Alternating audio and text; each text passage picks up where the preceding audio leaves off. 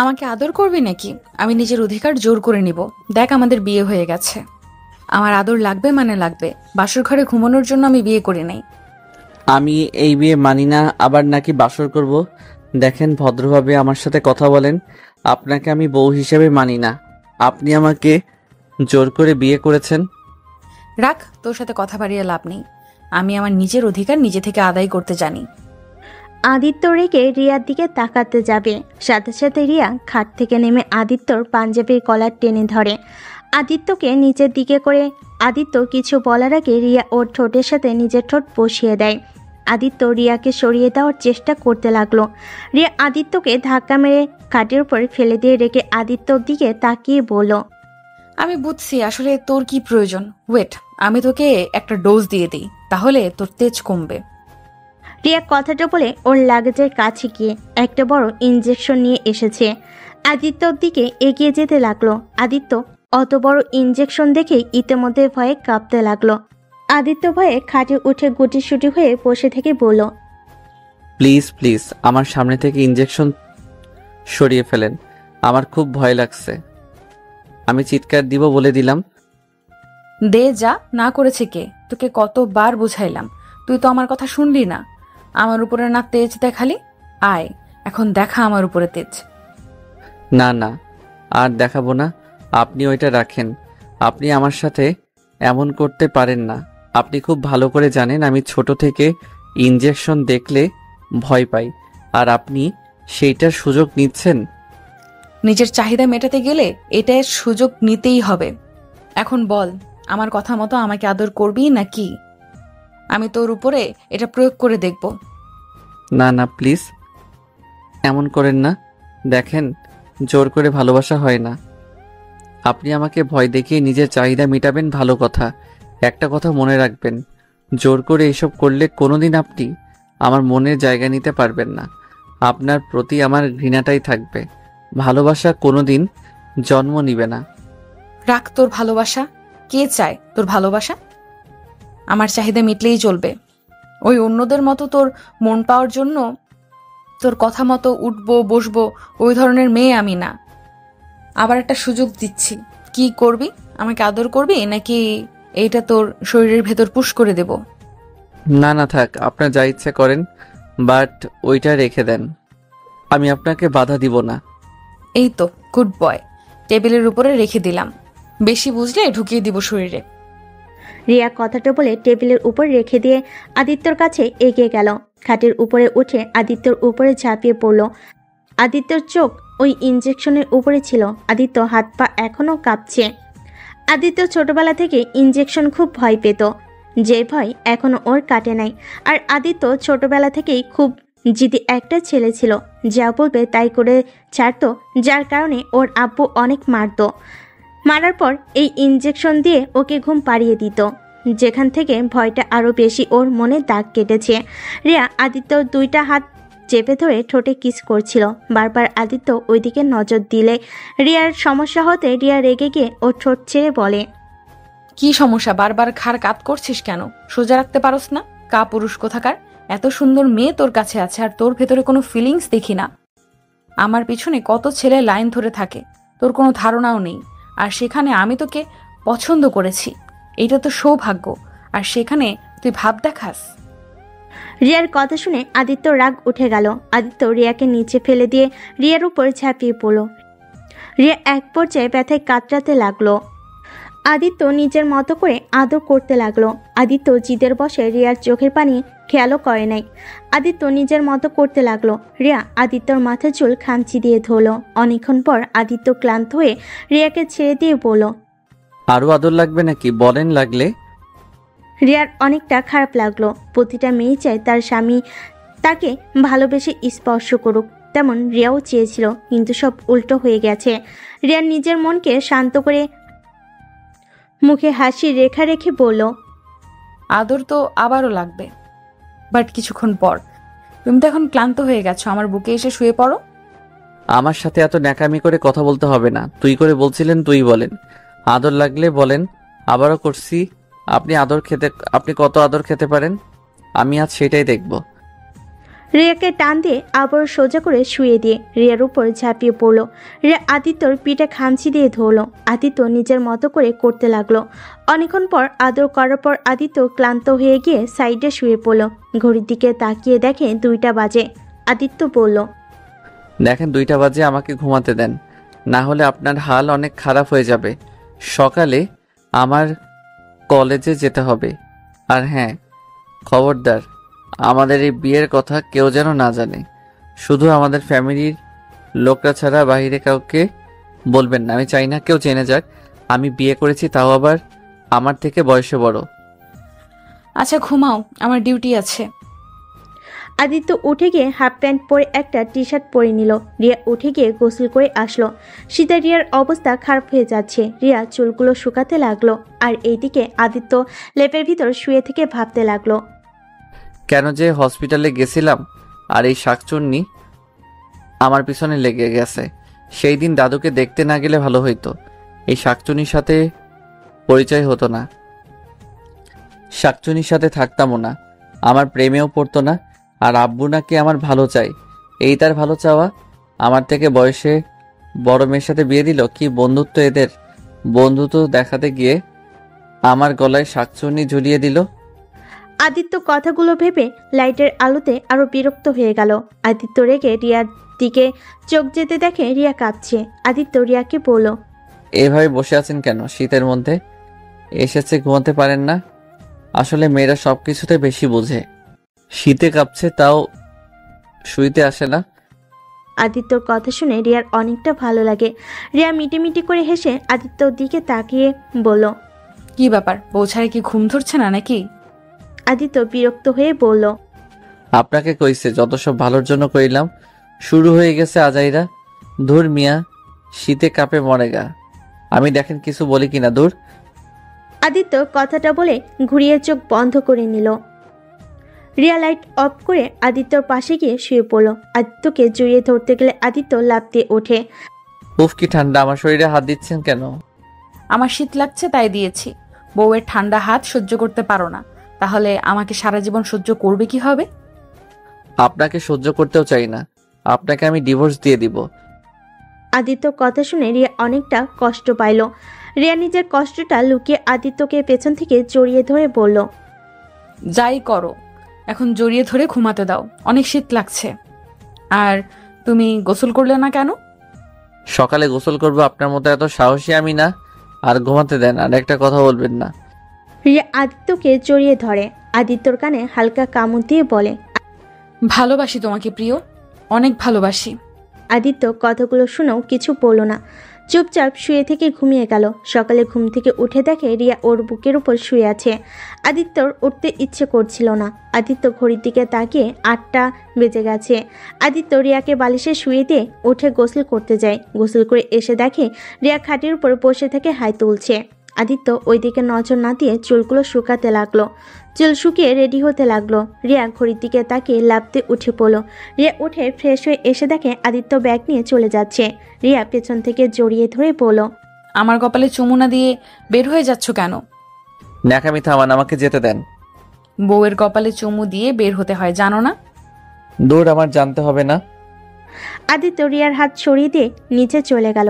আদিত্যকে একা বের হতে দেখে আদিত্যর আম্মু বলল, কি ব্যাপার আদিত্য, বৌমা কোথায়? ওর তো ডিউটি আছে 9টায়, তুই একাই কেন বেরোচ্ছিস? বৌমাকে নিয়ে খাবার খেয়ে কলেজে যা, আর বৌমাকে হসপিটালে নামিয়ে দিয়ে যা। আমার অত সময় নাই, আর ওনার হাত পা নাই যে আমাকে নামিয়ে দিতে হবে। চুপ বেয়াদব ছেলে, সবসময় প্যারা প্যারা কথা। যা বলছি, বৌমাকে ডাক দিয়ে রেডি করিয়ে নিয়ে আয়। আমি কলেজে যাব না নাকি? আম্মু আমি রেডি হয়ে গেছি। আর সরি আম্মু, সকাল সকাল আপনাকে কাজে সাহায্য করতে পারলাম না। সমস্যা নেই, তুমি আর আদিত্য খাবার খেয়ে একসাথে যাও। আদিত্য তো আমাকে নিতে চায় না আম্মু। নিয়ে যাবে, খেতে বসে দুইজন। ওই তোমাকে নামিয়ে দিয়ে তারপর কলেজে যাবে। আমি পারবো না বলছি, কানে শোনো না? আচ্ছা, তোর আব্বুকে কল দিচ্ছি। আদিত্য কিছু না বলে টেবিলের সামনে গিয়ে চেয়ার টেনে বসলো। রিয়া বসলে আদিত্যর আম্মু দুজনকে খাবার দিল। দুজন তাড়াতাড়ি করে খেয়ে নিল। আদিত্য আর রিয়া বের হলো। আদিত্য বাইকে উঠে বসে আছে। রিয়া পাশ দিয়ে চলে যেতে নিলে আদিত্য রিয়ার দিকে তাকিয়ে বলে, ওই ন্যাকামি কেন করেন? দেখছেন এখানে দাঁড়িয়ে আছি, তারপরও কেন ন্যাকামি করে চলে যাচ্ছেন? তুমিই তো বললে আমাকে নিয়ে যেতে পারবে না। রিয়া খুশি হয়ে আদিত্যর কাঁধে হাত দিয়ে বাইকে ওঠে, ওকে জড়িয়ে ধরল। রিয়ার অনেক শীত লাগতে লাগলো। আদিত্য রিয়াকে বলল, এই ভাব দেখানোর জন্যই পাতলা সোয়েটার পরছেন কে? এইটাতে ওম হয় নাকি? চাদর গায়ে দিতে পারেন না? আমার চাদর বাড়িতে, এখানে এই সোয়েটারটা নিয়ে এসেছি। ও আচ্ছা, সামনে শপিং মল আছে, ওইখান থেকে কিনে তারপর হসপিটালে যান। তুমি কিনে দিলে নিব, নিজের টাকা নষ্ট করতে পারবো না। জামাই থাকতে কেন নিজের টাকায় কিনতে যাব? কিপ টাইমে চাকরি করেন, আমি কি চাকরি করি নাকি? ওইটা কি আমি জানি? শ্বশুরের থেকে তো হাত খরচ কম নেন না। বন্ধুদের সাথে এত পার্টি করে টাকা না ফুরিয়ে ভালোও তো হতে পারেন। লেকচার দেওয়া মানুষকে আমি খুব অপছন্দ করি, তাই দয়া করে চুপ থাকেন, না হলে এখানে নামিয়ে দিয়ে চলে যাব। রিয়া আর কিছু বলল না। আদিত্য রিয়াকে নিয়ে শপিং মলের সামনে গিয়ে বাইক থামিয়ে রিয়ার জন্য একটা সোয়েটার কিনলো আর একটা চাদর কিনে দিল। তারপর রিয়াকে ওইগুলো পরে নিতে বলল। রিয়া তো খুশি হয়ে সোয়েটার পরলো, সাথে চাদরটা গায়ের সাথে জড়িয়ে নিল। আর রিয়ার শরীরের সোয়েটার আদিত্যর হাতে দিয়ে দিল। আদিত্য বিল পে করে শপিং মল থেকে বের হলো। রিয়া আদিত্যর পিছন পিছন বের হলো। রিয়া আদিত্যর কাঁধে হাত দিয়ে আবার বাইকে উঠলো। আদিত্য ওর সোয়েটার দিয়ে বলল, আপনার সোয়েটারটা কি আমি পরবো নাকি? হ্যাঁ পরো, সুন্দর লাগবে। রিয়া কথাটা বলে হাসতে লাগলো। আদিত্য রাগ করে ওর সোয়েটারটা সামনে রেখে বাইক চালাতে লাগলো। কিছু দূর যেতে আদিত্য একটা ভিক্ষুক মহিলাকে দেখে সোয়েটারটা তাকে দিয়ে দিল। বাইক থামিয়ে মহিলাটার সাথে আদিত্য কথা বলছিল। তখন অনেকগুলো বাচ্চা এসে আদিত্যকে ঘিরে ধরলো। রিয়া তো এইটা দেখে পুরো অবাক হয়ে তাকিয়ে আছে। আদিত্য সব বাচ্চাদের সামনে দোকান থেকে চকলেট, চিপস আর যেটা পছন্দ সেগুলো কিনে দিয়ে বলল, তোমাদের সাথে পরে এসেছে আড্ডা দিব, আমাকে কলেজে যেতে হবে। আদিত্যকে একটা বাচ্চা ছেলে বলে, ভাইয়া তুমি তো এদিকে আসো না, ওই রাস্তা দিয়ে হঠাৎ কলেজে যাচ্ছ? এখন থেকে প্রতিদিন এই দিক দিয়ে কলেজে যাব, আর সবার সাথেও দেখা হবে। আচ্ছা, সবাই ভালো থাকো, আমি এখন যাচ্ছি। আদিত্য সবার থেকে বিদায় নিয়ে বাইকে উঠে পড়ে। রিয়া আদিত্যর পিছনে উঠে বসলো। আদিত্য বাইক স্টার্ট দিয়ে বাইক চালাতে লাগলো। তখন রিয়া আদিত্যকে বলল, এই বাচ্চাগুলোকে তুমি চেনো? হ্যাঁ। তুমি কি প্রায় এখানে আসো নাকি? তার মানে ওদের প্রিয় ভাইয়া বলতে তুমি নাকি? আমাদের গ্রুপে সবাই ওদের সাহায্য করে, আর আমরা টাকা পার্টি করে ফুরাই না, তাই কারো বিষয়ে কিছু না জেনে কথা বলবেন না। ওলে ওলে, আমার স্বামীটা এত ভালো, আমি তো জানতামও না। আমি তো ভাবছি আমার জামাইটা তেরা জেদ্দি, দয়া মায়া বলে কিছুই নাই। এখন তো দেখি আমার জামাইটা অসহায় মানুষদের পাশে থাকে। আজাইরা কথা, আমি কোনো ভালো মানুষ না, সো এইসব বলার কোনো মানে হয় না। আর দুঃখিত, আপনার লেট হয়ে গেছে, এখন দৌড়ে হসপিটালে যান। রিয়া বাইক থেকে নেমে আদিত্যর মাথার চুল এলোমেলো করে দিয়ে বলল, সমস্যা নাই, 9:30টায় ডিউটি শুরু হবে। তাহলে অত তাড়াতাড়ি আমার সাথে বের হইলেন কেন? জামাইটার সাথে যাব তাই। রিয়া আদিত্যর দিকে তাকিয়ে মিষ্টি করে হাসি দিয়ে আদিত্যর মাথার চুলগুলো ঠিক করে দিয়ে চারিদিকে তাকিয়ে আদিত্যর গালে কিস করে দিল।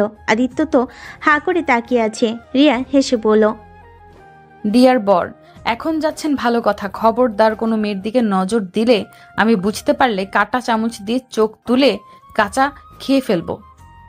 আর যে পেতনি তোমার পেছনে লাগবে তাকে খুন করে জেলে যাব।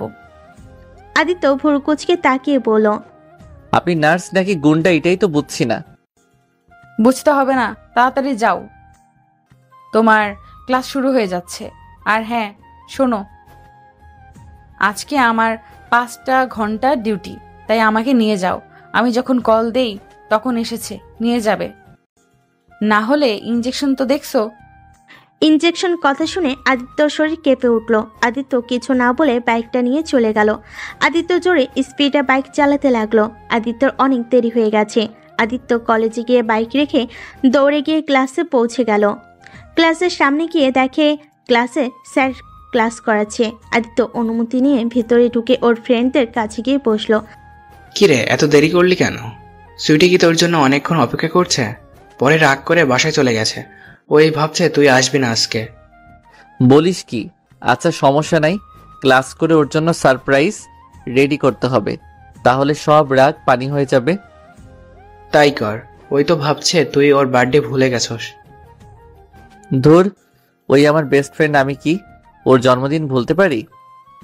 আচ্ছা ক্লাসে মনোযোগ দে। আদিত্য আর রাকিব ক্লাস করতে লাগলো। ক্লাস শেষ হলে ওরা প্ল্যান করে কিভাবে কি করবে।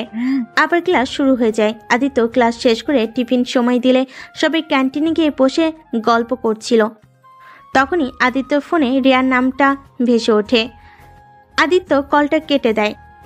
আরও কয়েকবার কল দিলে আদিত্য ফোনটা সাইলেন্ট করে রেখে দিয়ে বন্ধুদের সাথে আড্ডা দেয় আর খাওয়া দাওয়া করে ক্লাসে চলে যায়। সব ক্লাস শেষ করে ওর বন্ধুদের সাথে গিয়ে সুইটের জন্য সব ব্যবস্থা করে। সবটাই আদিত্য বাসায় চলে যায়।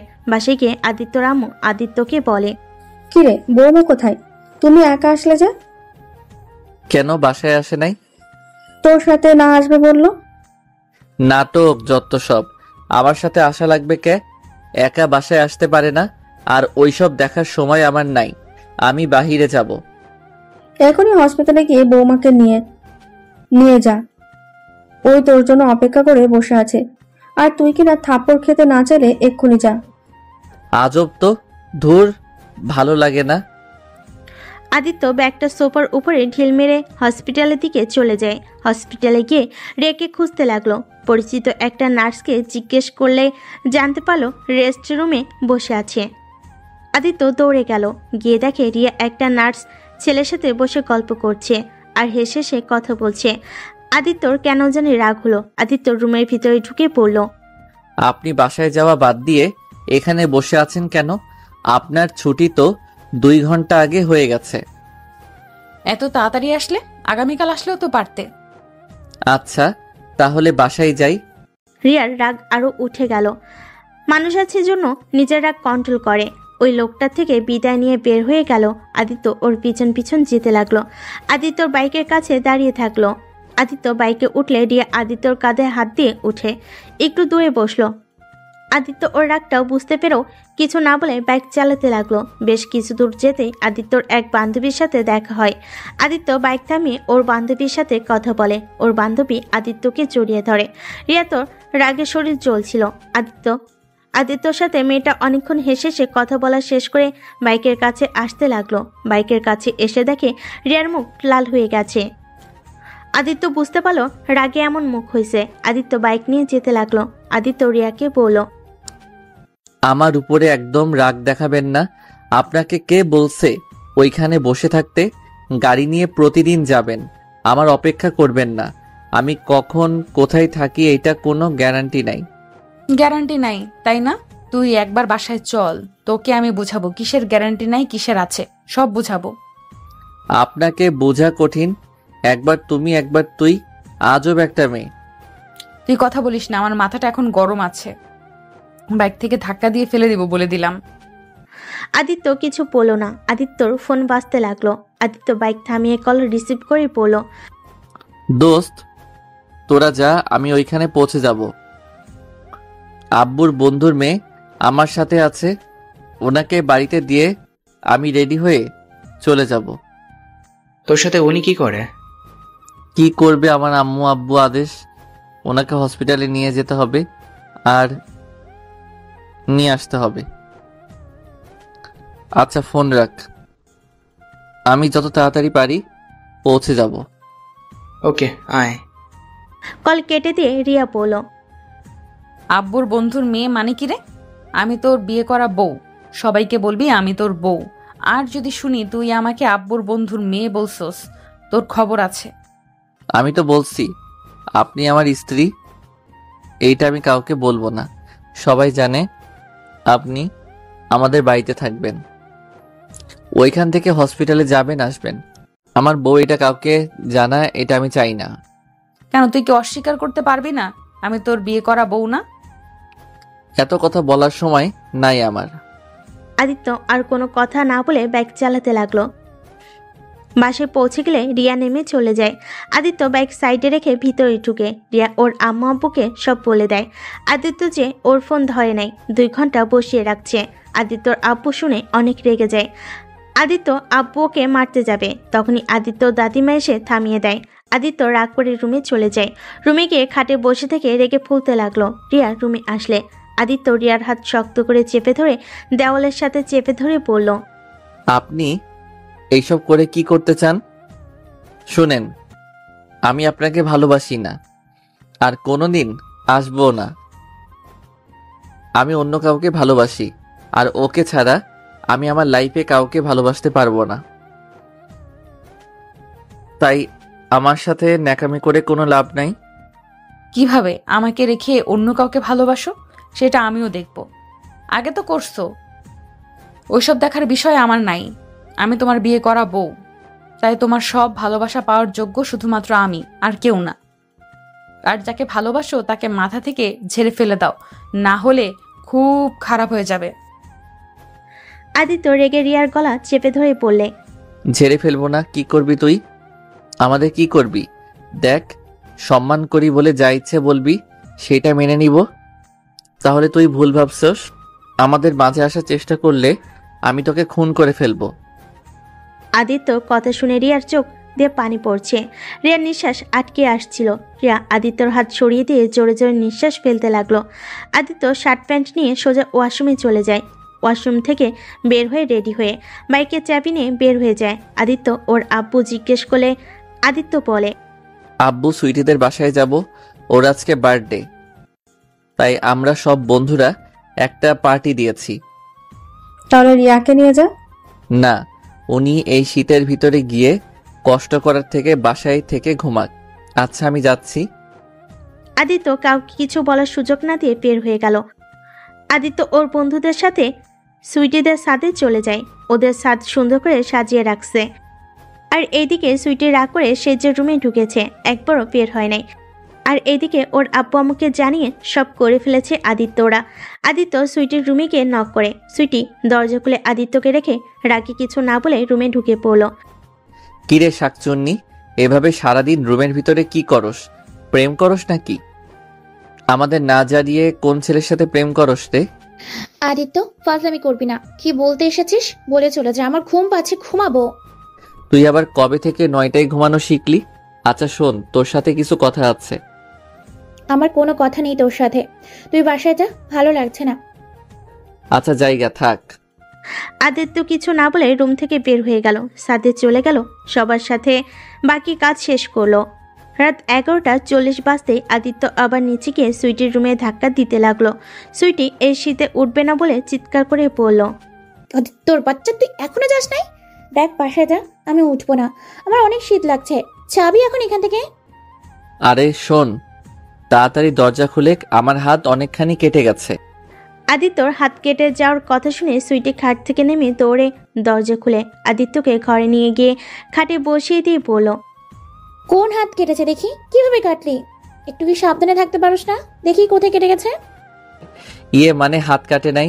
শোন না, আমি তোর জন্য একটা ড্রেস আনছি, এইটা একটু পরে আমার সামনে আসবি। তোকে খুব এই ড্রেস পরা দেখতে ইচ্ছে করছে। আদিত্যর কথাটা উল্টোভাবে নিয়ে সুইটি লজ্জা পেয়ে গিয়ে রাগি লুক নিয়ে বলল, ফাজিল, কি বলিস? বিয়ে আগে এইসব একটা দিব? যা বাড়ি যা, আমি পরে আসছি। বিয়ে যখন করবে তখনই সব দেখিস।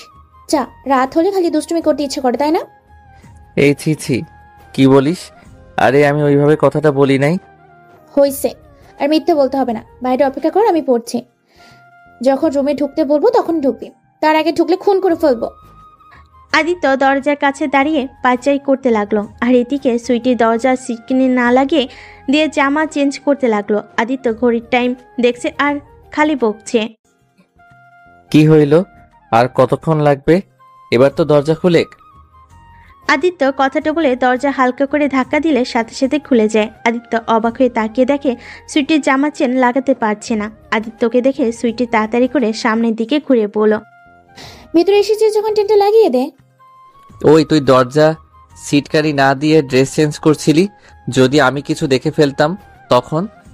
দেখলে কি, জামাই তো হবি, বিয়ের পর সব দেখবি, সেখানে না আগেই দেখলি, তা কি হইছে? দূর, ফালতু কথা বাদ দে, সব সময় মজা ভালো লাগে না। আচ্ছা তুই ওয়েট কর, আমি জ্যোতিকে ডাক দেই। জ্যোতিকে ডাক দিবি মানে? না মানে আচ্ছা ওয়েট, আমি লাগিয়ে দিচ্ছি। আদিত্য সুইটির কাছে গিয়ে চোখ বন্ধ করে সুইটির চেন লাগিয়ে দিতে লাগলো। তখনই জ্যোতি কয়েকটা পিক তুলে নিল আর দরজায় টোকা দিয়ে পড়ল। কি ভাই, তোকে পাঠালো ওকে নিয়ে যাওয়ার জন্য, আর এখানে তোরা দুজন রোমান্স শুরু করছোস? আদিত্য সুইটিকে চেন লাগিয়ে দিয়ে পিছনে তাকিয়ে বলে। ধুর কি যাতা বলস, ওই শাকচন্নি তো চেন লাগাতে পারছিল না। জ্যোতি আদিত্যর কথা শুনে বলে, হয়েছে, এখন চল তাড়াতাড়ি। কই যাব রে? চল আগে, তারপর বুঝতে পারবি। আদিত্য একটা লাল কাপড় দিয়ে সুইটির চোখ বেঁধে দিল, সুইটিকে কোলে তুলে নেয়। আর এইটা জ্যোতি ভিডিও করতে লাগলো। সাদিকে সুইটিকে নামিয়ে দিয়ে আস্তে আস্তে চোখ খুলে দিয়ে সবাই একসাথে বলে ওঠে, হ্যাপি বার্থডে ডিয়ার সুইটি।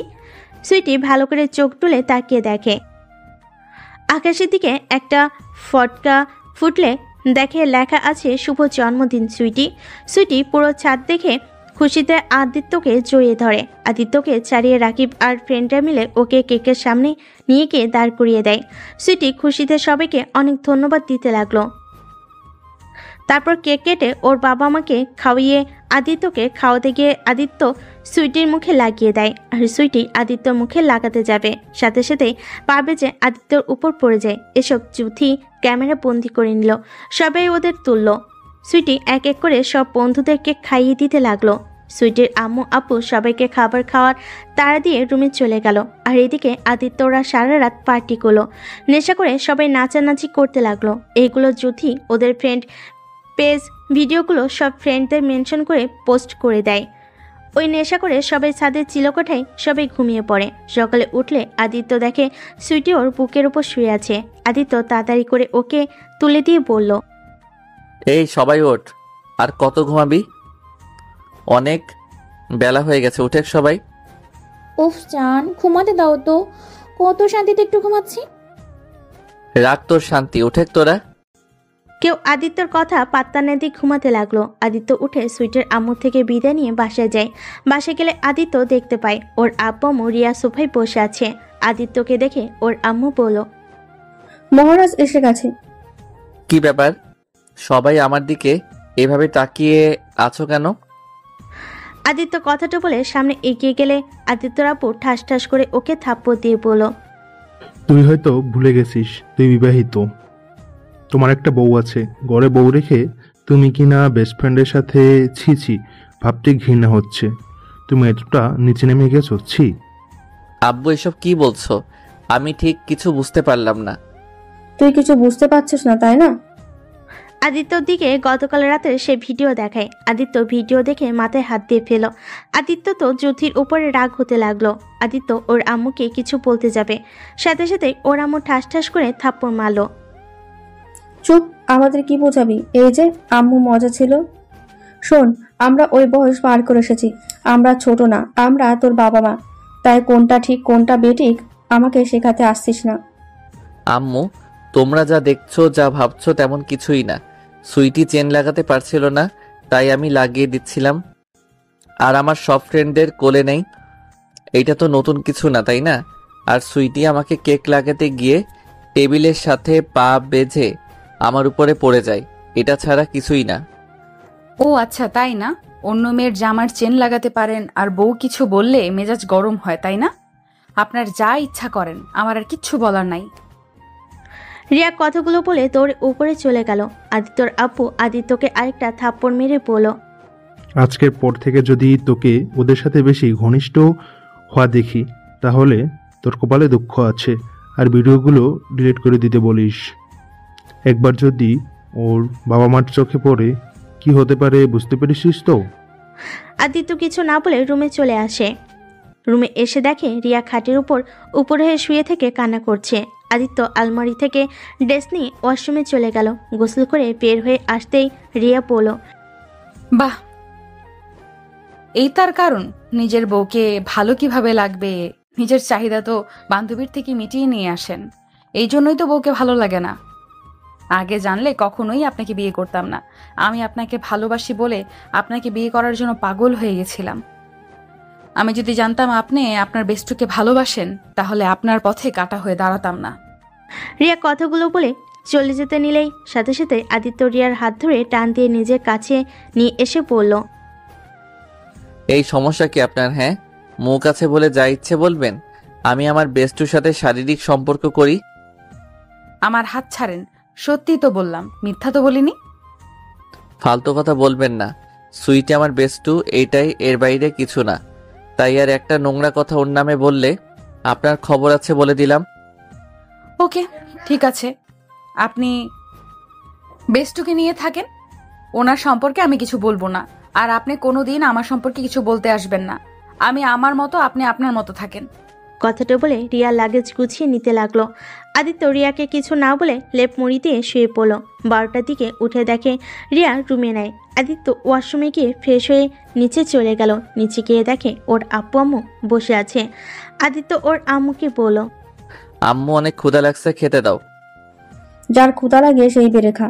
আমাকে কেউ হুকুম দিতে যাবে না। আমি এই বাড়ির কাজের লোক না যে তোদের কথা মতো কাজ করতে হবে। এটা আমার স্বামীর বাড়ি, তাই আমার স্বামীকে বাদে অন্য কাউকে আমি খাবার দিতে পারবো না। মানে কি যাতা বলো? আমি তোমার ছেলে?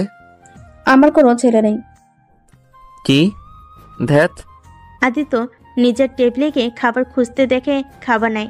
আদিত্য ওর আম্মুর দিকে তাকিয়ে বলল, কি ব্যাপার আম্মু, খাবার কই? জানি না, ক্ষুধা লাগলে রান্না করে খা। আমি রান্না করব? ফাইজলামি করো আমার সাথে? কিসের ফাজলামি করে হে? আমার বউকালকে রান্না করে খাওয়াতে পারবে না। তোকে বিয়ে করানো হয়েছে, তোর বউ যেটা রান্না করবে ওইটা খাবি। আজ থেকে আমাদের রান্না আলাদা, তোদের রান্না আলাদা। মাথার উপর দিয়ে যাচ্ছে সবকিছু। সবার মাথা কি নষ্ট হয়ে গেল নাকি?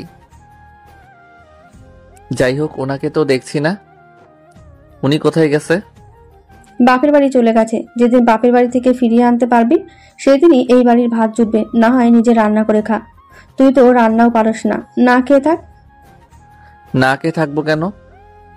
আব্বু টাকা দাও, বাইরে গিয়ে খেয়ে আসবো। আমার টাকা বেশি হয় নাই যে তোকে টাকা দিতে হবে। ঘরে রান্না করে খা, নাহলে চুপ করে বসে থাক। আজব কথা তো। দেখো আমার অনেক ক্ষুধা লাগছে, প্লিজ টাকা দাও, বাইরে যাব আমি। ওর কাছে দুইটা অপশন, এক বৌমাকে নিয়ে ওখানে খাবার খেতে পারবি, আর দুই নিজে রান্না করে খা। ধুর, খাবই না।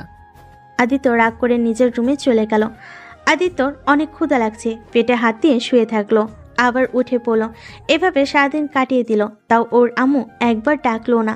সবাই খেয়ে ঘুমিয়ে গেল। আদিত্য রাতে লুকিয়ে রান্নাঘরে গিয়ে দেখে কিছুই রাখে নাই। আদিত্য রুমে চলে আসলো। সারা রাত আর ঘুম হলো না। ক্ষুধা লাগলে কি আর ঘুম হয়? সকালে উঠে কলেজে যাওয়ার জন্য রেডি হলো তাড়াতাড়ি, যাতে কলেজে যাওয়ার জন্য হাত খরচ দেয়। আদিত্য তাড়াতাড়ি নিচে চলে গেলে দেখে ওর আব্বু আম্মু খাবার খাওয়া শেষ করলো। আব্বু কলেজে যাব, টাকা দাও। শনিবারে আবার কবে থেকে ক্লাস হচ্ছে? ইস, মনে তো নাই। দেখ, যাই হোক, টাকা দাও, আমি বাইরে যাব।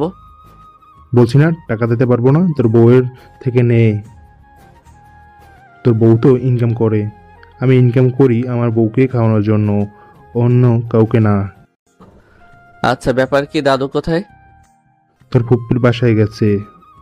ও ধুর, আমি আমার ফ্রেন্ডের বাসায় গেলে তো খেতে পারি।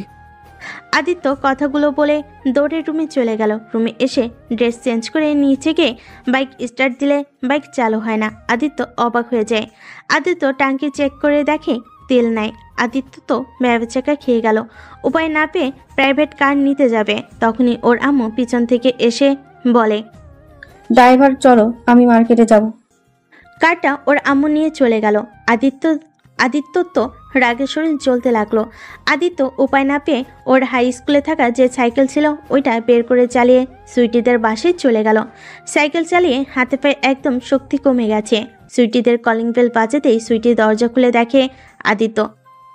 কি ব্যাপার আদিত্য, তোকে এমন দেখাচ্ছে কেন ভেতরে? আসলে সুইটি, আমার অনেক ক্ষুধা লাগছে, আমাকে কিছু খেতে দে। আমার চারিপাশে সবকিছু ঘুরছে। কি, তোর ক্ষুধা লাগছে? ভেতরে আয়। আদিত্যকে সুইটি ধরে নিয়ে গেল। আদিত্যকে ফ্রেশ হতে বলল। আদিত্য সুইটির রুমে গিয়ে ফ্রেশ হয়ে বসে থাকলো। সুইটি খাবার নিয়ে এসে আদিত্যকে দিলে। আদিত্য তাড়াতাড়ি করে প্লেটের সবটুকু খাবার খেয়ে নিল। সুইটি তো অবাক হয়ে গেল। কি ব্যাপার আদিত্য, তোকে জেনে ধরছে নাকি? এইভাবে খাবার খাইলি, আর তাও এক প্লেটে ভাত খাইলি? ধুর, ক্ষুধা লাগছে। সেই তোদের বাসা থেকে যে খাইছিলাম সেই খাওয়া আর খাই নাই। বলিস কি? আন্টি তোকে খেতে দেয় নাই নাকি? না, কেন? কিছু না। আচ্ছা থাক, বাসায় যাই। ক্লাবে যাবি না? আমার কাছে একটাও নাই। বলিস কি? ঠিকই বলছি। আচ্ছা থাক, বাসায় যাই। আদিত্য সুইটির থেকে বিদায় নিয়ে চলে গেল। আদিত্য বাসে গিয়ে রুমে গিয়ে শুয়ে থাকলো। নেট চালাতে গিয়ে দেখে ওয়াইফাই পাসওয়ার্ড চেঞ্জ করে দিয়েছে। আদিত্য তো মাথা খারাপ হয়ে গেল। আদিত্য ফোন রেখে বই নিয়ে বসলো।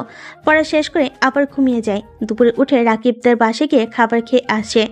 এভাবে প্রতিদিন সব বন্ধুদের বাড়ি থেকে খেতে লাগলো। এক সপ্তাহ হয়ে গেল।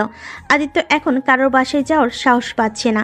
আদিত্য খাটের উপর বসে থেকে ভাবতে লাগলো, এইভাবে কি জীবন চলে? আব্বু আম্মু এত পাষাণ হলো কিভাবে? নিজের সন্তানের খোঁজ খবরও রাখে না। সেই গতকাল সকালে খেয়ে এসেছি, এখন দুপুর হয়ে যাচ্ছে। উফ, কি যে করি। যত যাই হোক, ওই মেয়েটাকে আমি ভুলেও নিয়ে আসবো না। আব্বুর প্ল্যান সফল হতে দিব না।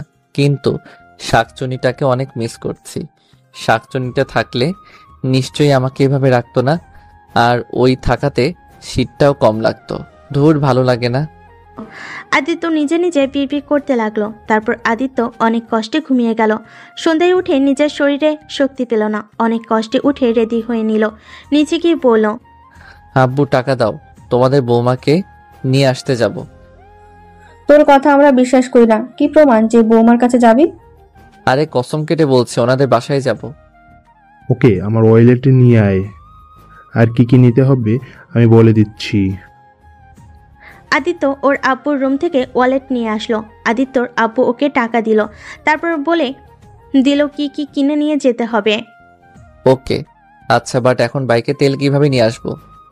গাড়ি নিয়ে যা, বাইক নিতে হবে না। আচ্ছা।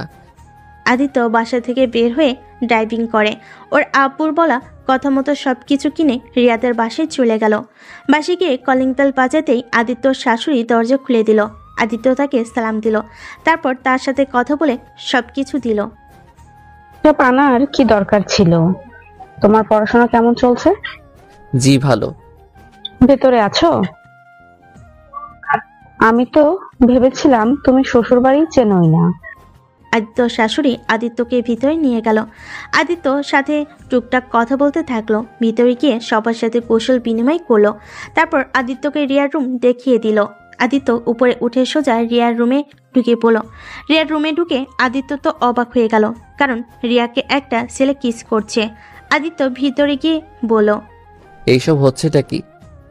সাথে সাথে ছেলেটা রিয়াকে ছেড়ে দেয়। রিয়া চোখ লাল হয়ে আছে। এতে বোঝা যাচ্ছে রিয়া চোখে কিছু পড়ছিল, কিন্তু আদিত্যকে ভুল বুঝেছিল। আদিত্যকে দেখে রিয়া ছেলেটার গালে কিস করে বলল, ধন্যবাদ জান, অনেক মজা ছিল। আচ্ছা জান, তুমি যাও, আমরা ফোনে কথা বলবো। হুতুম পাচা চলে এসেছে, এখন তুমি থাকলে আম্মু আব্বু বকা দিবে। রিয়ার কথা শুনে ছেলেটা অবাক হলো। রিয়া চোখ মারলে ছেলেটা রিয়ার কপালে চুমু দিয়ে চলে যায়। এটা দেখে তো আদিত্যরাকে কচকচ করতে লাগলো। কি ব্যাপার, তুমি এখানে কি করো? আর কারো রুমে আসলে যে নক করে আসতে হয়, এটা কি জানো না? ওই ছেলেটাকে কিস করলেন কেন? আর আপনার এত বড় সাহস, পরপুরুষকে আপনার ঘরে ঢুকতে দেন? রিয়া আদিত্যর কথা শুনে জোরে জোরে হাসতে লাগলো। রিয়া আদিত্যকে বলল, কি পরপুরুষ? ওই কোনো পরপুরুষ না, ওই আমার হবু স্বামী। তোমাকে ডিভোর্স দিয়ে আমি ওকে বিয়ে করে নিব, তাই পরপুরুষ বলবে না। আদিত্যর অনেক রাগ হলো। আদিত্য কিছু না বলে রিয়ার রুম থেকে বের হয়ে গেল। নিচে গিয়ে রিয়ার আম্মুকে বলল, আম্মু, আমি তাহলে আসছি। আগামীকাল কলেজে আছে তো, আমাকে যেতে হবে, আর কিছু কাজ আছে। কি বলো বাবা, কেবল আসলে কেবলই চলে যাবে? না না, এটা হবে না। আজ প্রথম শ্বশুর বাড়িতে আসলে আর না খেয়ে চলে যাবে? ক্লাস অনেক করতে পারবে। তুমি যাও, রুমে রেস্ট নাও। আগে আমাকে জানালে আমি সব কিছু রান্না করে রাখতাম। না আম্মু, আমি অন্য একবার এসেছি, আপনার হাতে মজার মজার সব রান্না খাবো। আজকে আমি যাই, আমার একটু কাজ আছে। আদিত্য ওর শ্বশুর শাশুড়িকে সবকিছু বুঝিয়ে সুঝিয়ে চলে আসলো। বাসায় না গিয়ে আদিত্য ক্লাবে চলে গেল। ক্লাবে গিয়ে দেখে সবাই আড্ডা দিচ্ছে। আদিত্যকে দেখে সবাই অবাক হয়ে পড়ল। ভাই তোর কি হয়েছে, আজকে এখানে আসলে? এই 1 সপ্তাহ ধরে লুকোচুরি খেলছিস কেন? এমনি শর্ট ড্রিঙ্কস করতে দে। ওকে কর, আজকে সবকিছু ফ্রি। মানে? আদিত্য বলে মানে কিছুক্ষণ পর জানেট পারবি। তোকে এমনিতেই সবাই ধরে নিয়ে আসতো, তুই এসেছিস এটাই ভালো হয়েছে। আমাকে একটু বুঝিয়ে বলতো কি হয়েছে। রাকিব কিছু বলতে যাবে, তখনই কেউ সুইটি মাইকে বলল, আদিত্য, তোকে আজ আমি কিছু কথা বলতে চাই। আমাকে কি বলবি? আর বলবি ভালো কথা, মাইকে করে বলার কি প্রয়োজন? সবাইকে জানানোর দরকার নেই, সবাই আমার দিকে মনোযোগ দাও। যারা আদিত্যকে ভালোবাসো বা পছন্দ করো সকল মেয়েদেরই বলছি, আমি আদিত্যকে ভালোবাসি। আই লাভ ইউ আদিত্য, আমি তোকে অনেক ভালোবাসি। আমি জানি তুইও আমাকে অনেক ভালোবাসস, তাই আমি চাই তুই সবার সামনে আমাকে প্রপোজ করবি। সুইটির কথা শুনে সবাই অবাক হয়ে যায়। তখনই আদিত্য কিছু বলতে যাবে, তখনই সুইটি আদিত্যকে জড়িয়ে ধরে পড়ল। কি ব্যাপার জান, অবাক হলে? আমিও জানি জান তুমি আমাকে ভালোবাসো, সবার সামনে আমাকে প্রপোজ করো। সুইটি, তোকে আমার কিছু কথা বলার আছে। তুই নেশার ভিতরে আসোস, আমি সকালে তোর সাথে কথা বলবো। আদিত্য সুইটিকে সরিয়ে দিয়ে চলে যেতে নিল। সুইটি ওকে ধরল, আদিত্য সরিয়ে দেয়। সুইটি বাসায় যা, আমাকে যেতে দেন। নাকি কথা বলবে এখানে? বলো। না, আমি যা বলার সকালে বলবো, এখন আমাকে যেতে দে। সুইটি আদিত্য কোনো কথা শুনে না। সুইটি আর সবাই একসাথে বলতে লাগলো। আদিত্য যেন সুইটিকে প্রপোজ করতেই আদিত্য মাথা এমনিতে গরম ছিল, তার উপরে ওদের জোরাজোরি করতে আদিত্য বিরক্ত হয়ে চিৎকার করে বলল, উফ, চুপ করবে তোমরা। আর সুইটি, তুই আমার বেস্ট, তাই বেস্ট হিসেবে ভালোবাসি, অন্যভাবে ভালোবাসি না। আর আমি অন্য কাউকে ভালোবাসি, তাই প্লিজ এই বিষয়ে আর কথা বাড়াতে চাই না। আদিত্যর কথা শুনে সবাই অবাক হয়ে তাকিয়ে আছে। পুরো ক্লাব যেন চুপ হয়ে গেছে। সুইটি পড়ে যেতে নিলে জ্যোতি ধরে ফেলে আদিত্যকে, বলে, আদিত্য কি যা তা বলিস? তুই তো একদিন আমাকে বলেছিলি তুই জ্যোতিকে মনে হয় ভালোবাসিস। হ্যাঁ, আমি ভেবেছিলাম ওই আমাকে বুঝে আমার পাশে সবসময় থাকে, তাই আমি ভেবেছিলাম আমি ওকে হয়তো ভালোবাসি, কিন্তু না, আমি ওকে ভালোবাসি না। আমি জাস্ট ওকে পছন্দ করতাম, বাট বেস্ট হিসেবে। এইটা ভালোবাসা বলা যায় না, আমাকে ক্ষমা করে দে। আমি তোকে বেস্ট চোখে দেখি, এর থেকে কিছু না। আদিত্য কথা শুনে সুইটি কান্না করতে করতে আদিত্যর কলা ধরে টেনে ওর কাছে নিয়ে এসে বলে, আমার এত কেয়ার করো, আমার কথা এত ভাবা, আমার কিছু হলে পাগলের মতো ছুটে যাওয়া, এটা কি ভালোবাসা ছিল না? আমাকে যদি ভালো নাই বাসো তাহলে সবার থেকে আমাকে কেন এত কেয়ার করতে? আমাকে ভালো না বাসলে কেন আমার সাথে এতদিন ভালোবাসার অভিনয় করলি? একজন বয়ফ্রেন্ড যেভাবে থাকে তুইও ঠিক সেইভাবে আমার সাথে থাকতি, বল। কথাগুলো বলে সুইটি আদিত্যকে জড়িয়ে ধরে কান্না করে ওর চোখের পানিতে আদিত্যর জ্যাকেট ভিজিয়ে দিচ্ছিল। আদিত্য সুইটিকে কি বলবে বুঝতে পারছে না। আদিত্য সুইটিকে বলল, দেখ, আমি সবাইকে সমানভাবে ভালোবাসি, সমানভাবে কেয়ার করতাম, আর তুই ছিলি আমার বেস্টু।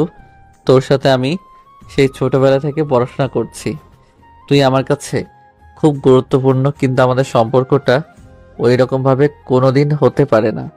আমাকে ক্ষমা করে দে। আদিত্যর কথাগুলো বলে সুইটিকে রেখে ক্লাব থেকে বের হয়ে যায়। সুইটি ক্লাবের ফ্লোরে হাঁটু গেড়ে বসে জোরে জোরে চিৎকার করে কান্না করতে লাগলো।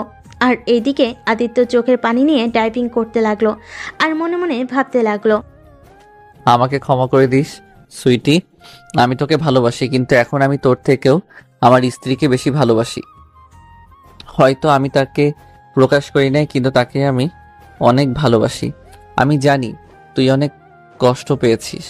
যদি বিয়েটা না হতো তাহলে তোর হাত ধরতাম, যেখানে বিয়ে হয়ে গেছে আর ভালোবাসি তাকে ছেড়ে তোর হাত ধরতাম কিভাবে বল?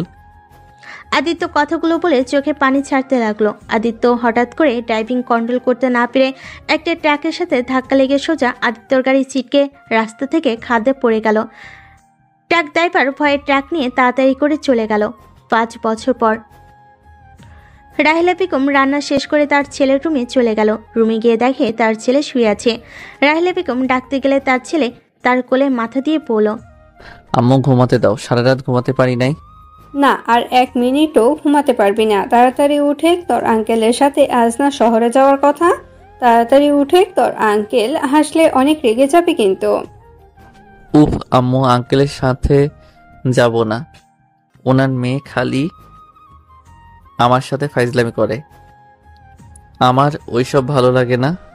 রাইলা বেগম আকাশের কথা শুনে হাসতে লাগলো। আকাশের মাথায় হাত বুলিয়ে দিয়ে পড়ল। আরে পাগল ছেলে, তুই এটা বুঝিস না। তুলি তোকে ভালোবাসে, তাই তোর সাথে এমন করে। আমার ছেলেটা সে কবে বড় হবে কে জানে। আমি তো আপুকে ভালোবাসি, তাই বলে আপু এরকম করবে? আরে পাগল ছেলে, আমার এই ভালোবাসা ওই ভালোবাসা না, ওই তোকে অন্য রকম ভাবে ভালোবাসে। আচ্ছা, এখন উঠে খাবার খেয়ে নে। আমি তুলিকে বলে দিব তোকে যেন আর ডিস্টার্ব না করে। বলে দিও। তুই এখন উঠে। আকাশ তাড়াতাড়ি করে উঠে পড়ল। উঠে ওয়াশরুমে গিয়ে ফ্রেশ হয়ে টেবিলে বসে খাবার খেয়ে নিল দুইজন। আকাশ শুন, 1 সপ্তাহ পর আমরা শহরে চলে যাব। আমি ট্রান্সফার করে নিব। কেন, এখানে কি হয়েছে? গ্রামে থেকে কোনো লাভ নেই, তাই শহরে চলে যাব। আমি শিক্ষকতা করব, আর তুই শহরে একটা চাকরির ব্যবস্থা করে নিবি। এখানে থাকলে বাদর আরো হওয়া বাকি থাকবে না। আমি আবার কি করলাম? কিছুই করেন নাই দেখে প্রতিদিন এতগুলো বিচার আসে। আর কিছু করলে মনে হয় সেকেন্ডে সেকেন্ডে বিচার আসতো। ঢাকা যাবে কার কাছে? তোর আঙ্কেলদের বাসায় ভাড়া উঠব। আবার কি ঝামেলা কথা বলা, দূর ভালো লাগে না। থাকো, গেলাম। আঙ্কেল এসে গেছে, তাহলে কি আম্মু আমি আর আসবো না? ওইখানে থেকে যাব, তুমি একা আসবে নাকি? তুই একেবারে তোর সবকিছু নিয়ে চলে যা, আমি বাকি জিনিসপত্র আস্তে আস্তে সব পাঠিয়ে দিব। ওকে, আই লাভ ইউ আম্মু। I love you too. আকাশের কপালে চুমু দিল। আকাশ জড়িয়ে ধরে ওর আঙ্কেলের সাথে চলে যেতে নিল। আকাশ বাসে উঠে যাচ্ছিল। আকাশ বাইরের দিকে তাকিয়ে আছে। আকাশের আঙ্কেল আকাশকে বলে, তোমার আপু মারা যাওয়ার পরে তোমার আম্মু অনেকটা অসহায় হয়ে পড়ছিল। তোমাকে নিয়ে আবার নতুনভাবে বাচ্চার স্বপ্ন দেখছে। তুমি তোমার আম্মুকে কষ্ট দিও না কখনো। আকাশের আঙ্কেল আকাশকে সবকিছু বুঝিয়ে দিতে লাগলো। আর আকাশ ওর আঙ্কেলের সাথে কথা বলে বুঝতে পারলো ওরা ঢাকা না সিলেট যাবে। ওরা ঢাকা না সিলেট চলে যাবে। সিলেটের কথা শুনে আকাশ চমকে গেল। আঙ্কেল, আম্মু না সিলেটের কথা শুনতে পারে না। আপনি আম্মুকে বলেছেন আপনি যে সিলেটে নিয়ে যাচ্ছেন? আকাশের আঙ্কেল বলে ওর আম্মুকে বলে নাই। আর সিলেট নাকি ওনার বড় ভাই থাকে, সে নাকি আকাশকে চাকরি দিবে। আর তুলি ওইখানে থাকবে। তুলি যেন খেয়াল রাখে। কি, তুলি আপু আমার সাথে থাকবে নাকি? আর আঙ্কেল, আম্মু তো নাকি ঢাকা চলে আসবে। তাহলে ঢাকায় গিয়ে আমাকে না পাইলে আম্মু তো রেগে যাবে, আমাকে ছাড়া থাকতে পারে না। এইটা তো আপনি জানেন, তারপরে এমন করলেন কেন? আকাশের আঙ্কেল বলে, তোমাকে ওইসব নিয়ে ভাবতে হবে না। তুমি আমার মেয়ের খেয়াল রেখেও এতে হবে। আমার মেয়েকে প্রতিদিন হসপিটালে দিয়ে আসবে। আর হসপিটাল থেকে নিয়ে এসে অফিসে চলে যাবে। আর কাজটা যেন মনোযোগ দিয়ে করে। আঙ্কেল, আমি আম্মুকে ছাড়া থাকতে পারবো না। আমি যাব না, আমি বাসায় যাব। আকাশ সাথে সাথেই ওর আম্মুকে কল দেয়। ওর আম্মু কল রিসিভ করে আকাশ বলে, আম্মু, আঙ্কেল আমাকে সিলেট নিয়ে যাচ্ছে। আম্মু, আমি তোমাকে ছাড়া একা ওইখানে গিয়ে থাকতে পারবো না। আম্মু, আঙ্কেলকে বলো আমাকে তোমার কাছে দিয়ে আসতে। কি, সিলেট নিয়ে যাবে মানে? আমাকে না বললো ঢাকায় তোকে একটা চাকরি দিবে। দেখি তোর আঙ্কেলের কাছে ফোন দে। আদিত্য ওর আঙ্কেলের কাছে ফোন দিলে ওর আঙ্কেল ওর আম্মুকে বুঝাতে লাগলো। অনেকক্ষণ দুজন কথা বলার পর আকাশের কাছে ফোন দেয়। রাহিলা বেগম আকাশকে বলল, আচ্ছা, তোর আঙ্কেলের সাথে যা। আর শোন, আমি যত তাড়াতাড়ি পারি তোর কাছে চলে যাব। আচ্ছা আম্মু, তাড়াতাড়ি আমার কাছে চলে আসবে, কিন্তু আমি তোমাকে ছাড়া থাকতে পারবো না একা। হায় রে, আমার ছেলেটা এত বোকা কেন যে হয়েছে। আরে মা কতদিন বেঁচে থাকবে, হ্যাঁ? একা চলার চেষ্টা কর, সব জায়গায় মামা করিস না। আম্মু তুমি এভাবে আমাকে বলতে পারলে? ওকে, লাগবে না তোমাকে, ভালো থাকো। আকাশ ফোনটা কেটে দিয়ে মন খারাপ করে বাইরের দিকে তাকিয়ে থাকলো। সিলেট পৌঁছাতে পৌঁছাতে রাত 9টায় গিয়ে পৌঁছে গেল। আকাশকে ওর আম্মু কল দিলে আকাশ কল রিসিভ করে না। আকাশ আম্মু বুঝতে পারলো ও রাগ করেছে, যার কারণে ওর আঙ্কেলের কাছে কল দিল। এদিকে আকাশ সিলেটে নেমে ওর কেমন যেন লাগতে লাগলো। আকাশ চারিদিকে ঘুরে দেখতে লাগলো। আকাশের মাথা কেমন যেন চক্কর দিতে লাগলো। আকাশের আঙ্কেল ওকে ধরে ফেললো। আকাশের আঙ্কেল ওকে জিজ্ঞেস করে কি হয়েছে। কিছু না, বাস জার্নি করছি দেখে মনে হয় মাথাটা কিছুটা চক্কর দিচ্ছে। আকাশের আঙ্কেল একটা সিএনজি নিয়ে দুজন চলে গেল। আকাশ বাসে গিয়ে সবার সাথে পরিচয় হয়ে নিল। আকাশ দেখে তুলি খুশি হয়ে আকাশের কাছে এসেছে, বলো, আকাশ কেমন আছো? ভালো আপু, আপনি? ভালো। আপু বলতে না করছি, তারপরও আপু আপু করার মানে কি? আপনি তো আমার আপু হন। ধ্যাত, আমার সাথে আসো। আকাশ তুলির পিছন পিছন যেতে লাগলো। তুলির রুমের ভিতরে গিয়ে আকাশের হাত টান দিয়ে খাটের উপর ফেলে দিয়ে আকাশের উপর শুতে যাবে।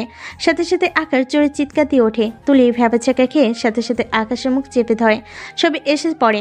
তুলি তাড়াতাড়ি করে ওর উপর থেকে উঠে পড়ে। তুলির বড় চাচু এসে বলে, কি হয়েছে বাবা, এভাবে চিৎকার দিলে কেন? ও কিছু না আঙ্কেল, ওই তো একটু ভীতু, আমার সাথে একটু ধাক্কা লেগে পড়ে গেছে, এইটাতে চিৎকার করে উঠেছে। মেয়েদের থেকে দূরে থাকি তো। সবাই চলে গেলে তুলির চাচাতো বোন মিটি মিটি করে হাসতে লাগলো। সবাই চলে গেলে তুলির চাচাতো বোন গেল না।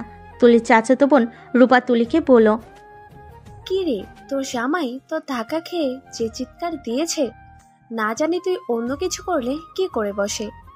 আমি ওনার জামাই না, আপনি কি করেন? জামাই না, জামাই তো হয়ে যাবে। এই বলত, এভাবে চিৎকার দিলি কে? তুলিকে রেগে আসতে দেখে আকাশ, মনে হচ্ছে এমন কেউ তার সাথে আগে কেউ করতো। আকাশের মাথায় যন্ত্রণা হতে লাগলো। আকাশ চিৎকার দিতে যাবে, সাথে সাথে তুলি আর রূপা দৌড়ে রুম থেকে বের হয়ে গেল। আকাশ নিজেকে স্বাভাবিক করে ফ্রেশ হতে চলে গেল। আকাশ রুম থেকে বের হয়ে উঠানে গেলে সবাইকে উঠানের ভিতর গোল হয়ে বসে থাকে কথা বলতে দেখলো। আকাশ ভাবতে লাগলো, এখন 9টাই বাজে, এখানে এসেছে বোঝাই যাচ্ছে না 9টা বাজে দিন মনে হচ্ছে। তার উপরে এদের এভাবে বসে থাকতে দেখে মনে হয় দিনে বসে গল্প করছে। আকাশ আর কিছুক্ষণ কথা বলার পর সবাই একসাথে খাবার খেতে বসলো। খাবার খাওয়া শেষ করে আকাশ ওর রুমে চলে গেল। আকাশ রুমে বসে ফোন চালাতে লাগলো। ফোন চালানো শেষ করে ঘুমিয়ে গেল। সকালে ঘুম থেকে উঠে ফ্রেশ হয়ে রূপার আব্বুর সাথে বের হয়ে গেল। আকাশ আর রূপার আপু রিক্সা করে যাচ্ছিল। আকাশ চারিদিকে ঘুরে দেখছিল। আকাশ মনে মনে ভাবতে লাগলো, আচ্ছা আমি তো এখানে নতুন আসলাম, তারপরও কেন আমার এত পরিচিত লাগছে? কেন মনে হচ্ছে এখানে আমি আগেও এসেছিলাম, ও হয়তো ছোটবেলায় এখানে এসেছিলাম, তাই সব চেনা চেনা লাগে। আদিত্য কথাগুলো ভাবতে ভাবতে চলে গেল। অফিসের সামনে নেমে রূপার আপু গাড়ি ভাড়া দিতে যাবে, তখন আকাশ ওনাকে বাধা দিয়ে আকাশ জোর করে গাড়ি ভাড়া দিয়ে দেয়। ভিতরে প্রবেশ করতে আকাশের খুব চেনা লাগলো। ভিতরে অন্যরকম অনুভূতি হলো। আকাশ বুঝতে পারছে না এখানে কি আগে কখনো এসেছিল। আকাশ অফিসের দিকে ভালো করে তাকিয়ে দেখতে লাগলো। আকাশকে নিয়ে ভিতরে চলে গেল। আকাশ দেখলো এখনো কেউ আসে নাই। রূপার আপু তালা খুলে ভিতরে প্রবেশ করলো। আকাশ পুরো অফিস ঘুরে দেখতে লাগলো। আকাশ হঠাৎ করে পিছন থেকে কেউ বলে, কে তুমি? আকাশ পিছনে তাকিয়ে বলে, জি আমি আকাশ। লোকটা আর কিছু বলতে যাবে, তখনই রূপার আপু এসে বলে, স্যার এটা আমার ভাগনা, আর ওকে কাজটা দেওয়ার কথাই বলেছিলাম। লোকটা আকাশকে তার কেবিনে পাঠিয়ে দেওয়ার কথা বলে চলে গেল। আকাশকে নিয়ে তার কেবিনে গেল। লোকটা ওকে অনেক কিছু জিজ্ঞেস করলো। আকাশ এক এক করে সব উত্তর দিল। তারপর লোকটা বলল, আজ থেকে কাজে লেগে পড়ো, আর তোমার কাজ হলো যখন যে যা চাইবে তাই নিয়ে আসবে। ওকে স্যার, ধন্যবাদ। আকাশ কেবিন থেকে বের হয়ে সব কিছু পরিষ্কার করতে লাগলো। এক এক করে সব কলিগরা চলে আসলো। সবার সাথে আকাশকে পরিচয় করিয়ে দিল। আকাশ সবার কথা মতো কাজ করতে লাগলো। সারাদিন কাজ করে, অফিস 8টায় ছুটি হলে বাসায় চলে যায়। বাসে গিয়ে আকাশ ফ্রেশ হয়ে সবার সাথে কথা বলতে লাগলো। ওরা টুকটাক কথা বলে খাবার খাওয়া শেষ করলো।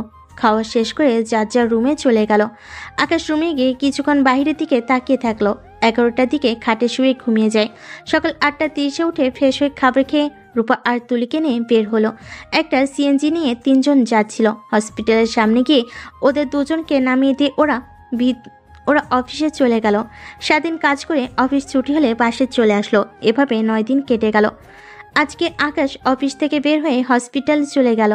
হসপিটালের ভিতর গেলে সবাই আকাশের দিকে অবাক চোখে তাকিয়ে থাকে। আকাশ একটা নার্সকে জিজ্ঞেস করে তুলির কথা। নার্সটা আকাশকে বলে। আকাশ তুলিকে কল দিতে দিতে যেতে লাগলো। হঠাৎ করে কারোর সাথে ধাক্কা খেলো। আকাশের হাত থেকে ফোনটা পড়ে যায়, আর যার সাথে ধাক্কা খায় তার হাত থেকে ফাইল পড়ে গেল। আকাশ ওর ফোনটা তুলে ফাইলগুলো তুলে দিতে দিতে পড়ল। সরি আমি বুঝতে পারি নাই। আকাশ কথাটা বলে মেয়েটাকে দেখে ক্রাশ খেয়ে যায়। আকাশ কিছু বলতে যাবে তার আগে মেয়েটা আকাশকে জড়িয়ে ধরে কান্না করতে লাগলো। আমি জানতাম তুমি বেঁচে আছো। আমি তোমাকে অনেক খুঁজেছি। আদিত্য, তুমি এতদিন কোথায় ছিলে? রিয়া কথাগুলো বলে আকাশের সারা মুখে কিস করতে লাগলো। আকাশ অবাক হয়ে থ হয়ে দাঁড়িয়ে আছে। তখনই তুলি কেবিন থেকে বের হয়ে দেখে ওদের সিনিয়র নার্স আকাশকে জড়িয়ে ধরেছে। তুলি তো রাগ উঠে গেল। তুলি তাড়াতাড়ি করে গিয়ে আকাশকে বলল, আকাশ, এসব হচ্ছেটা কি? মানে আমি কিছু করি নাই, উনি আমাকে জড়িয়ে ধরছে। আমি ধরলে চিৎকার করস, আর এখানে উনি ধরে আছে। তোর অনেক মজা লাগছে তাই না? এখন তো চিৎকার করলি না। কি যাতা বলছো? আপনি আমাকে ছাড়েন। রিয়ার ওদের কথা কানে যাচ্ছে না। আকাশকে জড়িয়ে ধরে কান্না করে যাচ্ছে। আকাশ যখন ধাক্কা দিয়ে সরিয়ে দিল তখন রিয়া বলল, তুমি আমার উপরে এখনো রেগে আছো?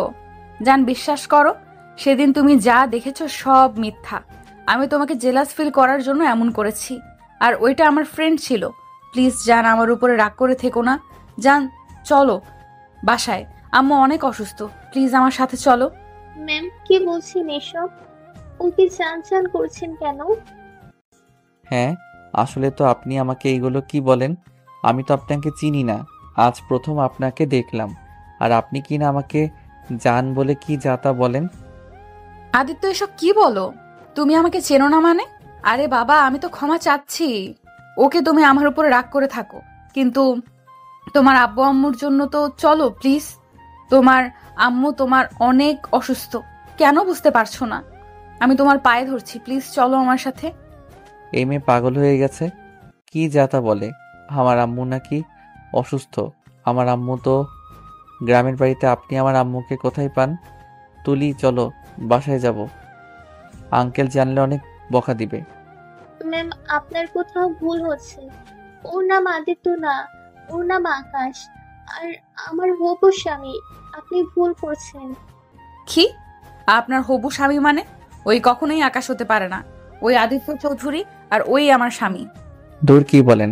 আপনার স্বামী কিভাবে হব? আপনাকে তো আমি আগে কোনোদিন দেখি নাই। দূর, মাথা খারাপ হয়ে গেছে। তুলি, চলো। তুলির হাত ধরে আকাশ টেনে হসপিটাল থেকে বের হয়ে আসলো। রিয়া আকাশের চলে যাওয়ার দিকে তাকিয়ে থাকলো। রিয়ার চোখ দিয়ে পানি বের হতে লাগলো। ওইখানে থাকা কিছু নার্স রিয়াকে শান্ত করে। আর এদিকে আকাশ রিক্সা নিয়ে যাচ্ছিল আর রিয়ার কথা ভাবছিল। আকাশ মনে মনে ভাবতে লাগলো, কে ওই মেয়েটা? আর উনি আমাকে জড়িয়ে ধরাতে আমার কেন রাগ হলো না? তুলি আমাকে ধরলে আমার রাগ উঠে যেত, আর সেখানে ওই মেয়েটার আমাকে জড়িয়ে ধরলো, কিস করলো, আর আমি কিছু বললাম না। আর মেয়েটা কি বলছিল এইসব? আমি ওনার স্বামী মানে? আর আমার আব্বু আম্মু অসুস্থ মানে কি? আর মেয়েটার কান্না দেখে মোটেও মিথ্যা মনে হচ্ছে না। উফ, আমার মাথায় কিছু কাজ করছে না। আকাশকে ভাবতে দেখে তুলি নিজেও ভাবছিল। তখনই তুলি আকাশের দিকে তাকিয়ে আছে। হঠাৎ করে আকাশ তুলিকে বলল, আচ্ছা, ওই মেয়েটাকে? আর আমি তো আসলাম প্রথম, তাহলে উনি আমাকে এইগুলো কেন বলছিল? আচ্ছা, মেয়েটার কি মাথায় সমস্যা আছে নাকি? আরে ধুর, কি চাঁদা বলো। উনি আমাদের সিনিয়র নার্স, অনেক আগে থেকে এখানে কাজ করছে। আর উনি কোনো সাধারণ ঘরের মেয়ে না। তুমি যে গ্রুপে কাজ করো, ওই গ্রুপের মালিকের ছেলের বউ। বাট বুঝতে পারলাম না তোমাকে দেখে কেন এমন করলো। উনি অনেক ভালো একটা মেয়ে, চরিত্রবান একটা মেয়ে, আর সেখানে তোমার সাথে এমন করলো।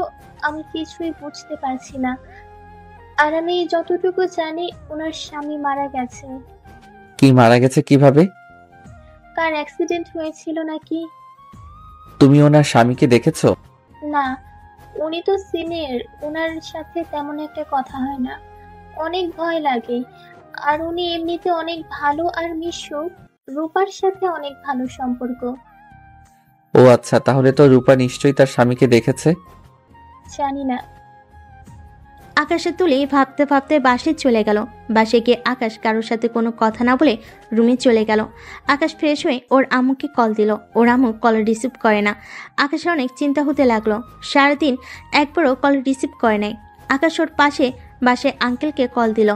আকাশ কল দিয়ে ওনার সাথে কথা বলে যা জানতে পারলো তাতে আকাশের পায়ের নিচ থেকে মাটি সরে যাওয়ার মতো অবস্থা, কারণ আকাশের আম্মু অনেক অসুস্থ।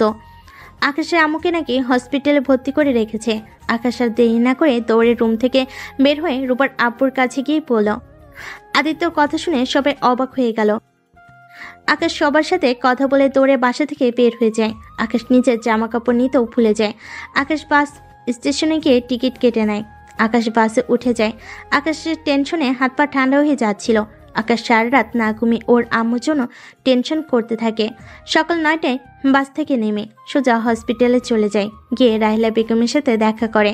রাহিলা বেগম আকাশকে দেখে অবাক হয়ে বলে, আকাশ তুই এখানে? আকাশ রাহিলা বেগমকে জড়িয়ে ধরে কান্না করতে করতে বলল, আম্মু তুমি ঠিক আছো? তোমার কি হয়েছে আম্মু? রাহিলা বেগম কিছু না বলে পিছন থেকে ওর পাশের বাসার মেয়েটাকে আকাশকে বলে দেয় রাহিলা বেগমের ক্যান্সার হয়েছে। আকাশ যেন আকাশ থেকে পড়লো। আকাশ চোখের পানি ধরে রাখতে পারলো না। আম্মু আমি তোমার কিছু হতে দিব না। আমি তোমাকে ছাড়া বাঁচবো না আম্মু। আম্মু এখনই চলো শহরে ডাক্তার দেখাবো। না, আমার তেমন কিছু হয় নাই, মেডিসিন খাইলে ঠিক হয়ে যাব। ওই এসব মিথ্যা কথা বলছে। আম্মু তুমি মিথ্যা বলো না, আমি ডাক্তারের সাথে দেখা করে আসছি। আকাশ ওর আম্মুর কথা না শুনে ডাক্তারের সাথে দেখা করতে গেল। ডাক্তার বলল, সালাহ বেগমকে যত তাড়াতাড়ি অপারেশন করতে হবে, বেশি দেরি হয়ে গেলে পরে বাঁচানো মুশকিল হয়ে যাবে। আকাশ তার সাথে কথা বলে বের হয়ে তুলিকে কল দেয়। আকাশ কলটা রিসিভ করে বলল, আকাশ আন্টির কি অবস্থা? আম্মুর ব্লাড ক্যান্সার হয়েছে। আকাশের কথা শুনে তুলি চমকে যায়। তুলি আকাশকে বলে, আকাশ তুমি সিলেট চলে আসো, 3 দিন পর বড় ডাক্তার আসবে, ওনাকে নিয়ে আন্টিকে দেখাও।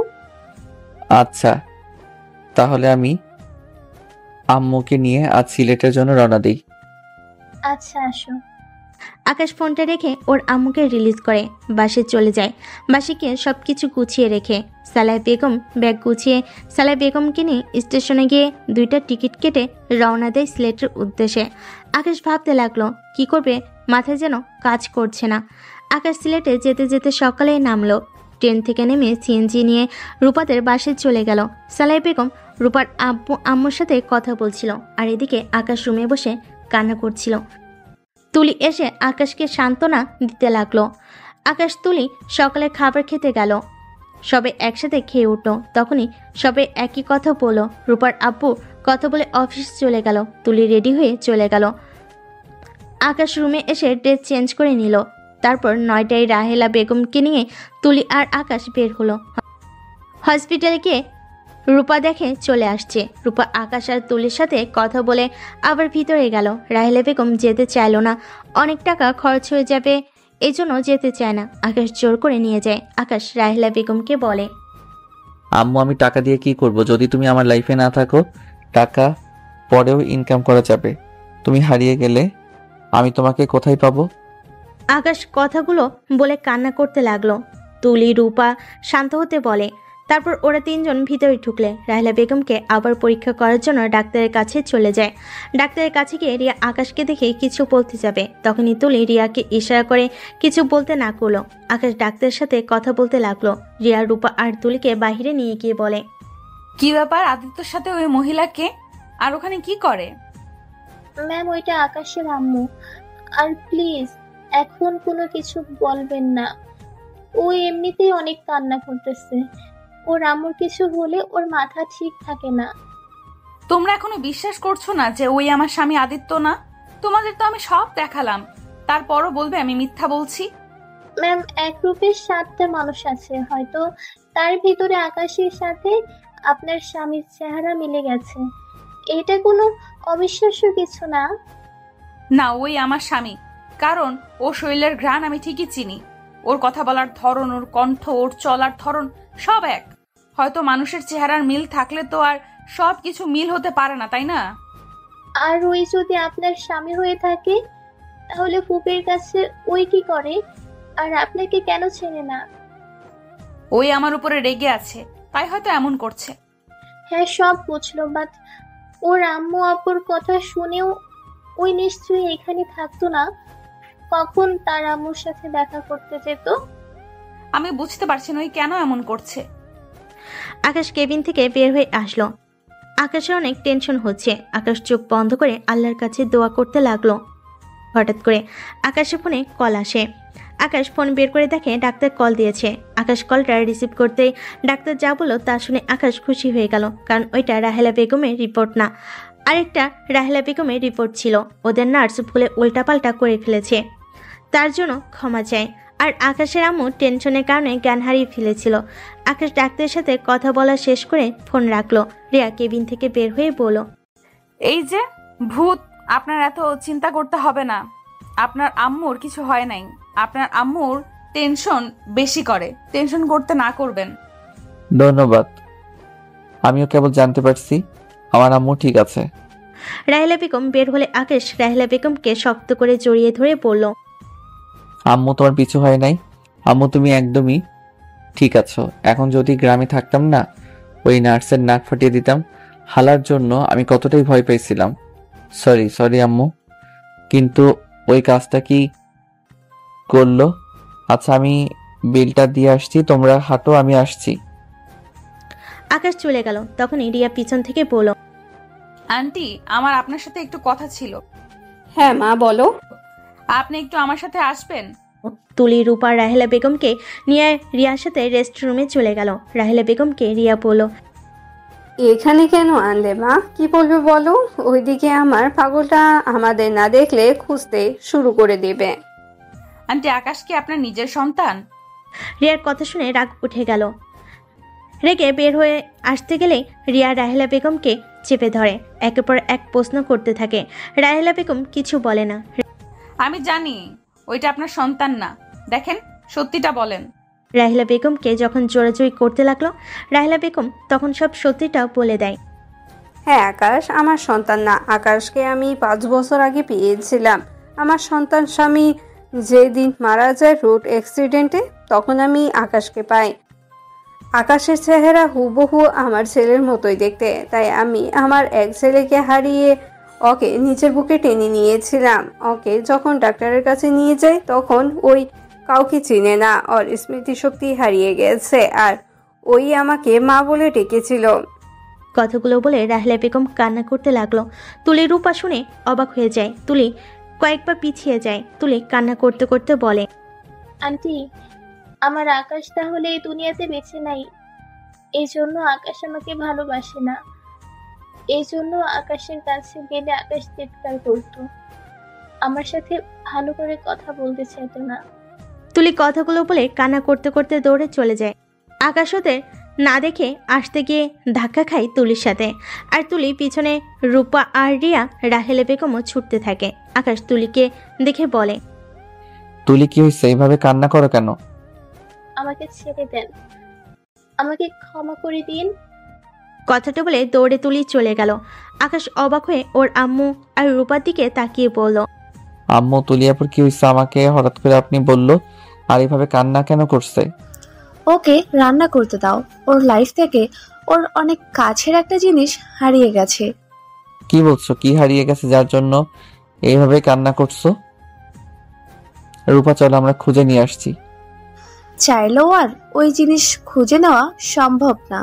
বাসায় চলো। আকাশ দেখলো রাহেলা বেগমের চোখেও পানি। আম্মু, তোমার কি হয়েছে? তুমিও রান্না করছো কেন? খুবই কান্না করছি। আকাশ শোন। আম্মু বলল, তুই রিয়া ম্যামের সাথে তাদের বাসায় যা। আরে ধুর আম্মু, কি বলো? উনি কে জানো? আমি যে অফিসে জব করছি না, ওইটা ওনার শ্বশুরের অফিস। তাতে সমস্যা কি? তুই উনার সাথে গিয়ে উনার শাশুড়ির সাথে দেখা করগা। দেখ কি যাতা বলো না। যা বলছি তাই কর। ধুর, এসব করার সময় নেই আম্মু, বাসায় চলো। সকালে একটা বাসা ঠিক করতে হবে, তারপর একটা ইন্টারভিউ আছে, ওইটা দিতে হবে। ওই চাকরিটা মনে হয় গেছে গা। তুমি কিসের চাকরি খুঁজছো? আর কত টাকা বেতন পাবে? এই ধরো 30 বা 40,000। আমি তোমাকে 1,00,000 টাকা দেবো, অ্যাডভান্স 50,000 দেবো। তোমাকে শুধুমাত্র আমার বাসায় থাকতে হবে আর আমার স্বামীর অভিনয় করতে হবে। আমার শাশুড়ি অসুস্থ, আমার শাশুড়ি সুস্থ হলে আমাদের অফিসের ম্যানেজারের পোস্টে চাকরি দিব। আকাশ তো কথা শুনে অবাক হয়ে যায়। যত টাকার লোভ দেখান আমাকে, কেনা এত সহজ না। আমি আমার আম্মুকে ছাড়া থাকতে পারবো না। আমার 30,000 টাকা বেতন ভালো আছে, আমার আম্মুর কাছে তো থাকতে পারবো।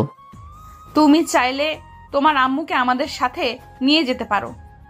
আকাশ, উনি যা বলছে রাজি হয়ে যা।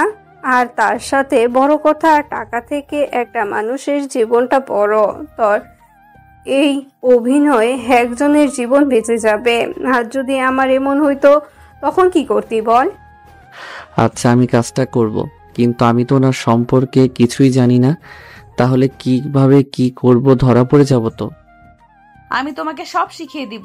তুমি চলো আমার সাথে গাড়ির ভেতরে, আমি সব বুঝিয়ে দেব। আকাশ ওর আম্মুকে জড়িয়ে ধরে কপালে চুমু দিয়ে রিয়ার সাথে চলে গেল। রিয়ার সাথে গাড়িতে উঠতে গিয়ে বলল, রাহেলা বেগম আর রূপাকে নামিয়ে দিয়ে ওরা চলে যায়। বাসায় গিয়ে আকাশ রিয়ার পিছন পিছন বাসার ভিতরে ঢুকলো। বাসার ভিতরে গিয়ে একটা খেলনা আকাশের পায়ের কাছে এসে পড়ল। আকাশ কিছু দূরে হাঁটলে দেখলো 3-4 বছরের একটা ছেলে সবকিছু ঢিল দিয়ে ফেলে দিচ্ছে। রিয়া গিয়ে ছেলেটাকে কোলে তুলে নিল। আমার আর আদিত্য সন্তান। আব্বু আমার সরি, দেখো তোমার জন্য একটা জিনিস এনেছি। তুমি না বলেছিলে আব্বু কেন আছে না? আজ দেখো তোমার আব্বু তোমার কাছে এসেছে। আরিয়ান পিছনের দিকে আকাশকে দেখে রিয়ার কোল থেকে নেমে দৌড়ে আকাশের কোলে উঠে বলে, আব্বু তুমি এতদিন কই ছিলে? জানো আমি তোমাকে কত খুঁজছি, তুমি কেন আসো নাই? দুঃখিত আব্বু, আমি তো কাজে বাইরে ছিলাম, তাই তোমার কাছে আসতে পারি নাই। এখন তো এসে গেছি। আকাশ আমার সাথে আসো। আকাশ রিয়ার কথা শুনে ওর পিছন পিছন যেতে লাগলো। আকাশকে ওর আম্মুর কাছে নিয়ে গেল। আকাশকে দেখে ওর আম্মু দৌড়ে এসে আকাশকে জড়িয়ে ধরে কান্না করতে লাগলো। আকাশের আম্মু পড়ে যেতে নিলে আকাশ সাথে সাথে একটা হাত দিয়ে ধরে নিজের সাথে আরিয়ানকে নামিয়ে শুয়ে দেয়। আদিত্য, এতদিন কোথায় ছিলি? তোর আম্মু আব্বুর কথা কি মনে পড়ে না? আম্মু, আমি অসুস্থ ছিলাম, তাই আসতে পারি নাই। আর আমার অবস্থা ভালো ছিল না। আম্মু, আমাকে ক্ষমা করে দাও। আর কখনো চলে যাবি না বল? না আম্মু, আমি আর কোথাও যাব না। আম্মু, তুমি খাইছো? তোমার তো মেডিসিন খেতে হবে। ওয়েট করো, আমি খাবার নিয়ে আসছি। আকাশ রিয়াকে ইশারা করলে রিয়া আকাশের সাথে যেতে লাগলো। আকাশকে রান্নাঘর দেখিয়ে দিল। আকাশকে একটা প্লেটে খাবার দিয়ে ওকে পাঠিয়ে দিল। আকাশ ওর আম্মুর রুমে গিয়ে ওর আম্মুকে খাওয়াই দিতে লাগলো। তারপর আকাশ খাওয়া শেষ করে মেডিসিন খাওয়াই দিল। আকাশের আব্বু আসলে আকাশকে দেখে অবাক হয়ে যায়। আকাশকে ঠাস ঠাস করে থাপড় মেরে বুকে জড়িয়ে নিয়ে কান্না করতে করতে বলে, আকাশ কিছু বলতে যাবে তখনই রিয়া বলে ওঠে, আব্বু আপনার সাথে আমার কথা আছে, আপনি একটু আমার সাথে আসবেন। আরিয়ান, তুমি তোমার আব্বুর কাছে থাকো। রিয়া কথাটা বলে আদিত্যর আব্বুকে নিয়ে গেল। কিছু দূর নিয়ে গিয়ে বলল, আব্বু, আদিত্য আমাদের কাউকে চেনে না। আব্বু তোমাদের বলেছিলাম আমার আদিত্য মরে যায় নাই। এই দেখো, ওই আমার সামনে দাঁড়িয়ে আছে, কিন্তু আব্বু ওই আমাদের চিনতে পারছে না। রিয়া প্রথম থেকে রাহেলা বেগমের সব কথাগুলো বলতে লাগলো। আকাশ বাইরে এসেছে রিয়াকে ডাকতে এসে সব শুনে ফেলে। আকাশ সব শুনো না শোনার ভান করে রুমে গিয়ে ওর আম্মুর মাথায় হাত বুলিয়ে দিতে দিতে ভাবতে লাগলো, তাহলে কি ওরা আমার পরিবার? আরিয়ান আমার সন্তান, রিয়া আমার স্ত্রী, ওনারা আমার বাবা মা। হে আল্লাহ, আমার কেন কিছু মনে পড়ছে না। আকাশ কথাগুলো ভাবতে ভাবতে ওর চোখ থেকে এক ফোঁটা পানি নিচে পড়ে গেল। আকাশ ওর আম্মুকে ঘুম পাড়িয়ে দিল। আরিয়ান আকাশের কোলে ঘুমিয়ে যায়। এদিকে রিয়া আর আকাশের আপু আসলো। রিয়া আকাশকে বলল, আকাশ চলো আমার সাথে, তুমি ফ্রেশ হয়ে চলো, সবাই একসাথে খাবার খাই। আকাশ রিয়ার পিছন পিছন আরিয়ানকে কোলে নিয়ে যায়। রুমে গিয়ে আরিয়ানকে শুয়ে দিয়ে আকাশ বলে, আমি কি সত্যি আপনার স্বামী? আকাশের কথা শুনে রিয়া অবাক হয়ে গেল। রিয়া আকাশের দিকে তাকিয়ে বলল, আরে কি বলো, তোমার মতো আমার স্বামীকে দেখতে ছিল। আমি আপনাদের সব কথা শুনে ফেলেছি। তাহলে তো শুনে ফেলেছো, হ্যাঁ তুমি আমার স্বামী। আমার এই রকম কিভাবে হলো? আমাকে এমন কিছু বলতে পারবেন যেটাতে আমি আমার অতীতের কথা ভাবতে পারবো? যখন তোমার স্মৃতি ফিরে আসবে সেদিন নিজেই জেনে যাবে। থাক, মাথায় চাপ ফেলতে হবে না, তুমি ওয়াশরুমে গিয়ে ফ্রেশ হয়ে নাও। আর আলমারিতে দেখো তোমার অনেক শার্ট প্যান্ট আছে। আকাশ আলমারির সামনে গিয়ে শার্ট প্যান্টে হাত বুলিয়ে দিতে লাগলো। একটা প্যান্ট আর টি শার্ট নিয়ে ওয়াশরুমে চলে গেল। আকাশ ফ্রেশ হয়ে আসলে রিয়া ওয়াশরুমে চলে যায়। ওয়াশরুম থেকে এসে দেখে আকাশ আরিয়ানের মাথার কাছে বসে আছে। রিয়া আকাশকে দেখে বলল, চলো খাবার খেয়ে নিবে। রিয়া আকাশ নিচে চলে গেল। তারপর তিনজন মিলে খাবার খেতে লাগলো।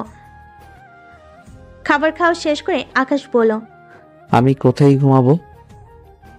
আমার রুমে চলো, আরিয়ান তোমাকে দেখতে না পেলে আবার কান্না করবে। তোমার মতো তো রাগ জেদ হয়েছে। আকাশ আর রিয়া রুমে চলে আসে। রিয়া ড্রেসিং টেবিলের সামনে বসে থেকে চুলে বিনুনি করছে।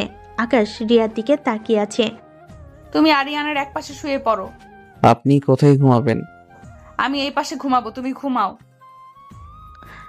আকাশ কাঁথা টেনে আরিয়ানের পাশে শুয়ে পড়ল। আদিত্যর শরীরটা অনেক ক্লান্ত থাকে, ঘুমিয়ে যায়। সকালে আরিয়ানের চিল্লাপাল্লাতে আকাশের ঘুম ভেঙে যায়। আকাশ চোখ খুলে দেখে আরিয়ান আকাশের হাত ধরে টেনে নিচে নিয়ে যায়। নিচে গেলে আকাশ দেখে দুইটা মেয়ে দুইটা ছেলে বসে আছে। আকাশকে দেখে চারজন উঠে দাঁড়ালো। আকাশ কাছে গেলে দুজন আকাশকে শক্ত করে জড়িয়ে ধরে কান্না করে দেয়। আকাশ কিছু বুঝতে পারে না। রিয়া আকাশকে বলল, আকাশ এটা জুথি, এটা রাকিব, রনি, রাইমা, তোমার বেস্ট ফ্রেন্ড। কেমন আছো তোমরা? তুই কি সত্যি আমাদের চিনতে পারছিস না? ভাবি, আমরা এভাবে ওকে আর দেখতে পারছি না। আমাদের বন্ধু আমাদের সাথে আগের মতো ব্যবহার করছে না। ভাবি, আপনি ওকে তাড়াতাড়ি চিকিৎসা করান প্লিজ। করব, কিন্তু ওর জীবনের ঝুঁকি হয়ে যায়, যার জন্য ভাবছি আম্মু একটু সুস্থ হোক। আম্মু সুস্থ হলে তখন আম্মুকে সব বুঝিয়ে ওকে লন্ডনে নিয়ে গিয়ে ভালো ডাক্তার দেখাবো। আমি আর এভাবে ওকে আর দেখতে পারছি না। আর সুইটি এসব শুনে ওর সাথে দেখা করতে আসলো না। ও এখনো নিজেকে দোষী ভাবে নিয়েছে। ওই দিন পাগল হয়ে যাবে। আমি কি করবো বুঝতে পারছি না। একদিকে ওর স্মৃতিশক্তি নাই, অন্যদিকে সুইটি পাগলে পরিণত হয়ে যাচ্ছে। সুইটি নামটা কেমন চেনো? চেনা চেনা লাগছে। সুইটিকে আমার কাছের কেউ?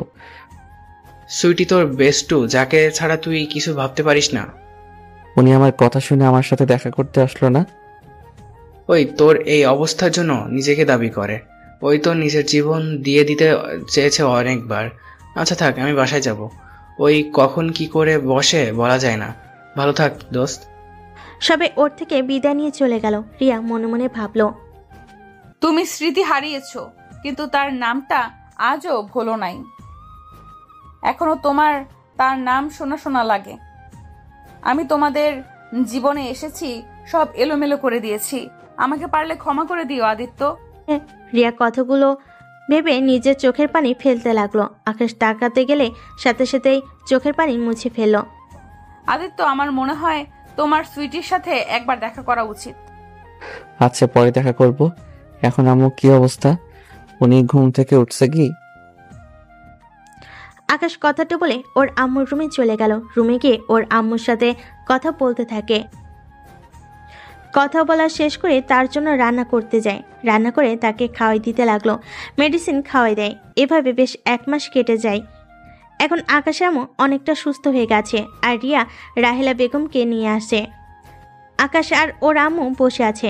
রাহেলা বেগমকে দেখে আকাশ উঠে শক্ত করে জড়িয়ে ধরে বলল, আম্মু কেমন আছো? তুমি তো এই 1 মাস আমার ফোনও ধরো নাই, আমার সাথে যোগাযোগও করো নাই। আম্মু, তুমি আমাকে এভাবে ইগনোর কিভাবে করলে?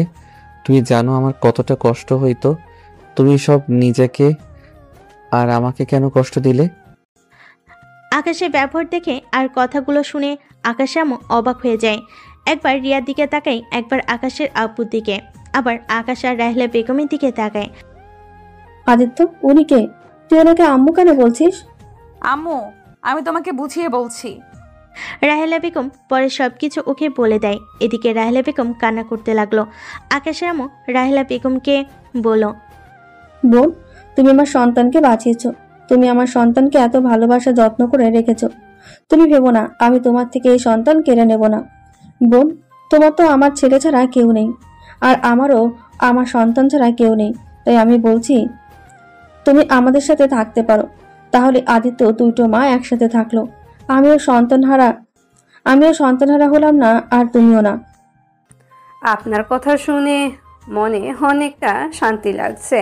আমার ছেলেটা এখন আমাকে চিনে, আমাকে ছাড়া থাকতে পারে না, কিন্তু স্মৃতি ফিরিয়ে আসলে আমাকে যে ভুলে যাবে, তার থেকে আপনার কাছে থাক, আমি নিঃসন্তান হয়েই থাকি। আকাশ রাহেলা বেগমের কথা শুনে মনে অনেক কষ্ট পেল। আকাশ রাহেলা বেগমের দিকে তাকিয়ে বলল, আম্মু ভুলে যাওয়ার তাহলে তোমাকে 5 দিন আগে ভুলে যেতাম। আমি কাউকে ভুলি নাই, আমার স্মৃতিশক্তি তো 5 দিন আগে এসেছে। কি? তাহলে তুই সব জেনেও আমার সাথে অভিনয় করে গেছ? অভিনয় করি নাই, আমি তোমাকে অনেক ভালোবাসি আম্মু, তোমাকে ভুলা সম্ভব না। তাহলে তুমি আমাদের চিনতে পারছো? হ্যাঁ, কিন্তু সেই দিন রাগ এখনো ছিল, আর আমি 5 দিন আগে এসেছিলাম। আরিয়ানকে দেখে ভেবেছিলাম তুমি ওই ছেলেটাকে বিয়ে করে নিয়েছো। ওই ছেলেটা আর তোমার সন্তান আরিয়ান। হঠাৎ করে গাড়ির ভিতরের কথা মনে পড়ে যায়, তখন বুঝলাম আরিয়ান আমার সন্তান। আর আম্মু, আমি তোমাকে কতটা ভালোবাসি তুমি ভালো করে জানো। তারপরও তোমার আমার উপরে এই বিশ্বাস, আমি স্মৃতিশক্তি ফিরে পাইলে তোমাকে ভুলে যাব। আকাশ, আমাকে ভুল বুঝিস না বাপ। কি করব বল? তোর স্মৃতি নাই বলে তুই তোর আব্বু আম্মু স্ত্রীকে ভুলে গেছিলি, আর আমি তো তোকে গর্ভে ধারণ করিনি। সেখানে স্মৃতি আসলে ভুলে যাওয়া তো কথা। আম্মু, কিছু বলার নাই, তোমাকে আমি ভুলে গেছি আম্মু, তোমাকে ভুলে গেছি। আম্মু, জন্ম দিলে হয় না, যে ভালোবাসা দিয়ে আগলিয়ে রাখে সেই হলো প্রকৃত মা, তাকে ভুলা এত সহজ না। রাহেলা বেগম আকাশকে জড়িয়ে ধরে বলে, সরি, আমার ভুল হয়ে গেছে, আমাকে ক্ষমা করে দে। আমি জানি আমার আব্বু আমাকে অনেক ভালোবাসে। আমি তোদের মাঝে কাটা হতে চাই না রে বাপ। কাটা কেন হবে? আজ থেকে আদিত্য 2টা আম্মু হলো, আর আপনিও আজ থেকে এখানে থাকবেন। বাহ, তাহলে আমার 2টা শাশুড়ি হয়ে গেল। আদর তো অনেক পাবো তাহলে।